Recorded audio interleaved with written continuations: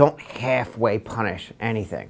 Don't halfway implement something because you feel bad.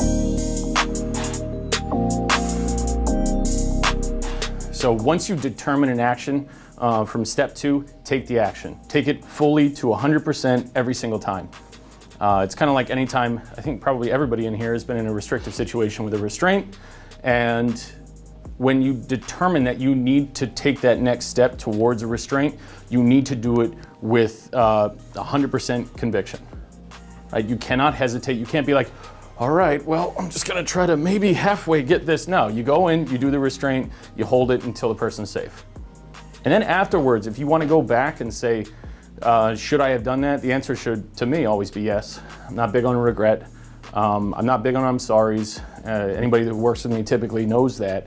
I'm about evaluating what happened and saying, what can I learn from this situation? What can we glean from this to use next time to have a better situation or avoid this potentially while still holding the integrity of the program together?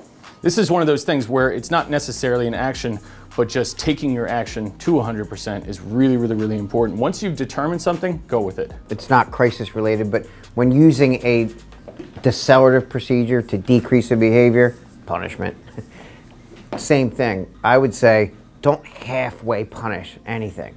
Don't halfway implement something because you feel bad or something like that. It's really, really important because the behavioral science behind it will show that the learner will adapt to the low-level punishment. You might be able to weigh in on that a little bit better. Is that accurate? Yep, like, absolutely. if you halfway punish and then you start to amp up the unpleasant, undesirable effect of the punishment, you're going to see that the learner adapts to it and it doesn't work. Two of the most important factors to punishment being effective is immediacy, how soon after the behavior is the punisher applied, and intensity. You start at the highest intensity punisher to get that effect. Otherwise, the learner will habituate over time to increasing levels.